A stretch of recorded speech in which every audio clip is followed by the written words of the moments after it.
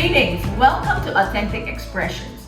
My name is Emilia, and today I'm privileged to have Dr. Glenn Simmons co-present. Today's video will focus on getting immobilized by agonizing emotions.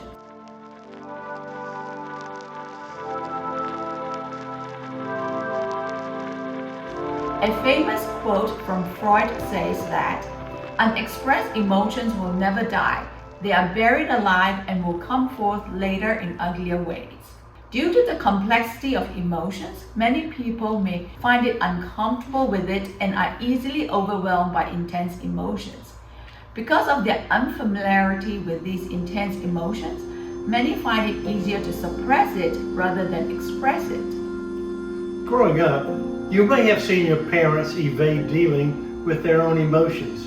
When confronted with intense emotions, they may have numbed it or used unhealthy coping strategies to anesthetize their raw emotions. You may observe them reach out to the bottle or use a handful of pills to mask their pain. Others may have observed their parents melt into a depressive state to shield themselves from the reality of their pain. As an adult, when confronted with raw, uncomfortable, and prickly emotions, how do you handle it? Might you have fallen into a similar avoidant trap like your parents? Or do you openly deal with these emotions with courage and fortitude?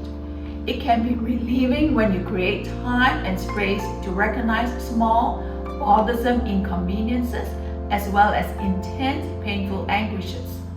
It can be liberating when you give yourself permission to sit with intense emotions. Additionally, carving out time to understand the origins of your ruminating emotions can be therapeutic.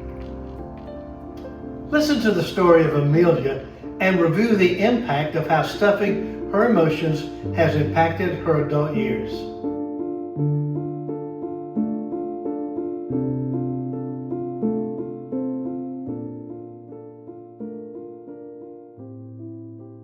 The story.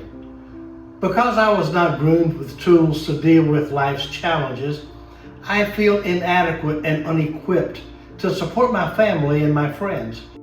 I constantly worry that I will not be able to assist them if something falls apart. This overwhelming anxiety parallels my sense of insufficiency in my childhood years. Growing up, whenever I encountered challenges, I felt extremely ill-equipped to deal with them. I had minimal tools to address conflict, tension, or emotional upheavals. It was easy for me to slip into a confused state and remain immobilized during tense, sticky situations. Because of my mother's fear of being vulnerable and being taken advantage of, she repeatedly reminded my siblings and I to bottle up our emotions and to keep our guard up. She pounded into our heads that display of any emotions was a sign of weakness. Early in life, I learned to disconnect from my emotions and put up a phony facade. Throughout my childhood, my mother was disconnected from her emotions and her affect was lifeless and flat. Due to the lack of connection with my parents and siblings, I felt extremely alone and lonely. Since childhood, I had to learn to bottle up and mask my emotions because display of any kind of emotions was frowned upon. While I put on a charming countenance, I was aching inside. Much like my parents, I remained walled up and did not allow people into my life. I grinded through life with the same emotionless, lifeless affect as my mother. In my early preteens, when I encountered excruciatingly painful emotions, I did not know how to tame it. I was invisible to my parents because they were distracted by their own wounds. My desperate search to ease these agonizing emotions led me to find comfort in my razor to help me feel alive. This self-injurious act helped release the pent-up tensions within me. Does your story parallel Emilia's struggle? Like her, do you feel inadequate and ill-prepared to cope with unbearable emotions? It is easy to slip into a cyclical, defensive, and guarded trap.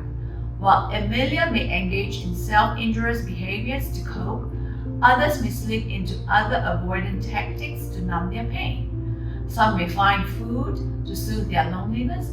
Others may use substances to eradicate their anger and hostile outbursts. Others may find comfort in retail therapy to ease the tension in their life. Consider these questions to help you address your emotions and coping patterns. What self-destructive scripts run through your mind each day? What avoidant tactics do you use to face life's challenges? How does your coping parallel that of your parents? To help you feel alive, what emotions would you like to acknowledge? Instead of doing familiar and convenient coping, what new coping strategies would you like to introduce into your life? What healthy self-soothing practices would you like to introduce into your daily routine? To be true to yourself, what emotions would you like to express? In closing, while your parents may have taught you to numb prickly emotions and power through life in mechanical ways, realize that you can start to honor your emotions and thoughts. It takes practice to be transparent with your emotions and to express them in constructive ways. Let's end with a couple of quotes. Judith Wright says, "Feelings and emotions are universal languages and are to be honored. They are authentic expressions of who you are at your deepest place." Edith Eger expresses, "Suppressing the feelings makes it harder to let them go. Expression is the opposite of depression." Thank you for watching this channel, and be sure to post a key lesson learned in the comment section.